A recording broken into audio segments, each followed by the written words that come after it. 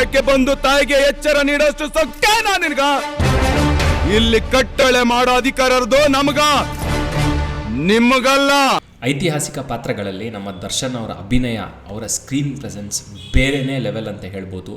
ನಮ್ಮ ಡಾಕ್ಟರ್ ರಾಜ್ಕುಮಾರ್ ಅವ್ರು ಬಿಟ್ಟರೆ ದರ್ಶನ್ ಅವರೊಬ್ಬರೇ ಅನಿಸುತ್ತೆ ಈ ಥರ ಒಂದು ಮ್ಯಾಸಿವ್ ಸಿನಿಮಾಗಳನ್ನ, ಈ ಮ್ಯಾಸಿವ್ ರೋಲ್ಗಳನ್ನ ಈಸಿಯಾಗಿ ಪುಲ್ ಆಫ್ ಮಾಡೋಕ್ಕಾಗೋದು. ಆದರೆ ಈ ವಿಡಿಯೋ ಮಾಡ್ತಾ ಇರೋದು ಆ ಕಾರಣಕ್ಕಲ್ಲ. ಎಲ್ರಿಗೂ ನಮಸ್ಕಾರ, ನಾನು ನಿಮ್ಮ ಪ್ರೀತಿಯ ಮೋಜೋ.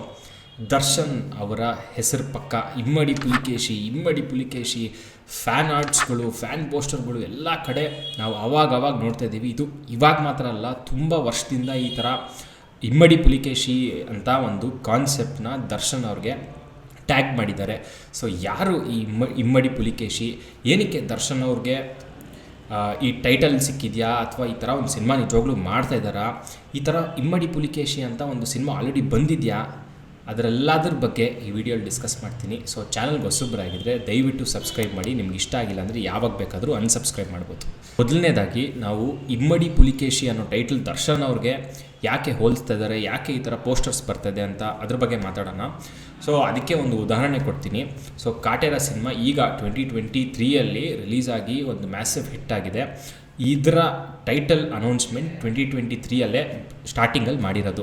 ಆದರೆ ಅಪ್ಪಟ ಅಭಿಮಾನಿಗಳಿಗೆ ಗೊತ್ತಿರುತ್ತೆ 2018-19 ಆ ಟೈಮಲ್ಲೇ ಈ ಕಾಟೇರ ಅನ್ನೋ ಟೈಟಲ್ ದರ್ಶನ್ ಅವ್ರ ಹತ್ರ ಇದೆ ಅಂತ, ಅವ್ರಿಗೆ ಇಷ್ಟ ಆಗಿರೋ ಟೈಟಲ್ ಅದು ಅಂತ ಆಲ್ರೆಡಿ ಸುದ್ದಿ ಇತ್ತು ಕಾಟೇರ ಅಂತ. ಇದು 2018 ಬಗ್ಗೆ ಮಾತಾಡ್ತಾ ಇರೋದು. ಸೊ ಅದೇ ರೀತಿ ಈ ಇಮ್ಮಡಿ ಪುಲಿಕೇಶಿನೂ ಅವ್ರಿಗೆ ಇಷ್ಟ ಆಗಿ ಆ ಟೈಟಲ್ನೇನಾದರೂ ಅವರು ರಿಸರ್ವ್ ಮಾಡ್ಕೊಂಡಿದ್ದಾರಾ? ಎಲ್ಲದಕ್ಕಿಂತ ಮುಂಚೆ ನಮ್ಮ ಡಾಕ್ಟರ್ ರಾಜ್ಕುಮಾರ್ ಅವರು ಆಲ್ರೆಡಿ 1967 ಇಮ್ಮಡಿ ಪುಲಿಕೇಶಿ ಅನ್ನೋ ಚಿತ್ರನ ಆಲ್ರೆಡಿ ಮಾಡಿದ್ದಾರೆ. ಅದು ಪುಲಿಕೇಶಿನ್ ದ ಸೆಕೆಂಡ್, ಅಂದರೆ ಇಮ್ಮಡಿ ಪುಲಿಕೇಶಿ ಅವರ ಚಿತ್ರಕಥೆ, ಅವರ ಜೀವನದ ಕತೆ, ಅದ್ರ ಬಗ್ಗೆನೇ ಒಂದು ಸಿನಿಮಾ ಆಲ್ರೆಡಿ ಮಾಡಿದ್ದಾರೆ. ಆದರೆ ಅದು ಬ್ಲ್ಯಾಕ್ ಆ್ಯಂಡ್ ವೈಟ್ ಚಿತ್ರ ಆಗಿತ್ತು. ಆಗ ಸ್ವಲ್ಪ ಟೆಕ್ನಾಲಜಿ ಕಮ್ಮಿ ಇತ್ತು, ಹಾಗೆ ಆ ವಾರ್ ಸೀಕ್ವೆನ್ಸಸ್ ಎಲ್ಲ ಸ್ವಲ್ಪ ಅವ್ರಿಗೆ ಎಷ್ಟಾಗುತ್ತೋ ಅಷ್ಟು ರೀತಿಯಲ್ಲಿ ಮಾಡಿದ್ದಾರೆ. ಈಗ ಅದನ್ನ ತಿರ್ಗಾ ತೊಗೊಂಡ್ರೆ ಆ ಸಬ್ಜೆಕ್ಟ್ನ, ಅವರು ಅಡ್ರೆಸ್ ಮಾಡದೇ ಇರೋ ಇಶ್ಯೂಸ್ನ, ಅಡ್ರೆಸ್ ಮಾಡದೇ ಇರೋ ಕಥೆನ ಅವರು ಇನ್ನೂ ಚೆನ್ನಾಗಿ ಮಾಡಿ ಒಂದು ಒಳ್ಳೆ ಬಡ್ಜೆಟೊಂದಿಗೆ, ಒಂದು ಒಳ್ಳೆ ಕ್ವಾಲಿಟಿಯೊಂದಿಗೆ ಇವಾಗ ಅಪ್ಡೇಟೆಡ್ ಟೆಕ್ನಾಲಜಿ ಯೂಸ್ ಮಾಡಿಕೊಂಡು ಒಂದು ಒಳ್ಳೆ ಕಂಟೆಂಟ್ ಕೊಡ್ಬೋದು ಅಂತ ನನಗನ್ಸುತ್ತೆ. ಇಮ್ಮಡಿ ಪುಲಿಕೇಶಿ ಅವರ ಜೀವನದ ಕಥೆನ ಅದ್ಭುತವಾಗಿ ತೋರಿಸ್ಬೋದು ಅಂತ ನನಗನ್ಸುತ್ತೆ.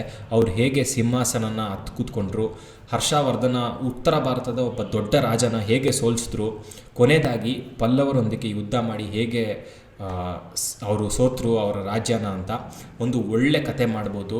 ಇದನ್ನು ಪುಲ್ ಆಫ್ ಮಾಡೋಕ್ಕೆ ಸದ್ಯಕ್ಕೆ ಇರೋ ಬೆಸ್ಟ್ ಹೀರೋ ಅಂದರೆ ಅದು ದರ್ಶನ್ ಅವರೇ. ಸೊ ಇದು ತುಂಬ ಒಳ್ಳೆಯ ವಿಷಯ ಅಂತ ನಾನು ಹೇಳ್ತೀನಿ. ಆದರೆ ಎಲ್ಲದಕ್ಕಿಂತ ಮುಖ್ಯವಾದ ಪ್ರಶ್ನೆ ಅಂದರೆ ಈ ಸಿನಿಮಾನ ಯಾರು ನಿರ್ದೇಶನ ಮಾಡ್ತಾರೆ ಅನ್ನೋದು. ನೀವು ಪ್ರೇಮ್ ಅವರು ಈ ಸಿನಿಮಾನ ಮಾಡಿದ್ರೆ ನಿಮ್ಗೆ ಇಷ್ಟ ಆಗುತ್ತಾ, ಅಥವಾ ತರುಣ್ ಸುಧೀರ್ ಅವ್ರಿಗೆ ಒಂದು ಅವಕಾಶ ಕೊಟ್ಟರೆ ಚೆನ್ನಾಗಿರುತ್ತಾ, ನಾಗಣ್ಣ ಅವರು ಕ್ರಾಂತಿವೀರ ಸಂಗೊಳ್ಳಿ ರಾಯಣ್ಣ ಮಾಡಿರೋ ನಾಗಣ್ಣ ಅವ್ರಿಗೆ ಈ ಸಿನಿಮಾ ಕೊಟ್ಟರೆ ಚೆನ್ನಾಗಿರುತ್ತಾ, ಅಥವಾ ಯಾರಾದರೂ ಹೊಸ ಪ್ರತಿಭೆಗೆ ಕೊಡಬೇಕಾ?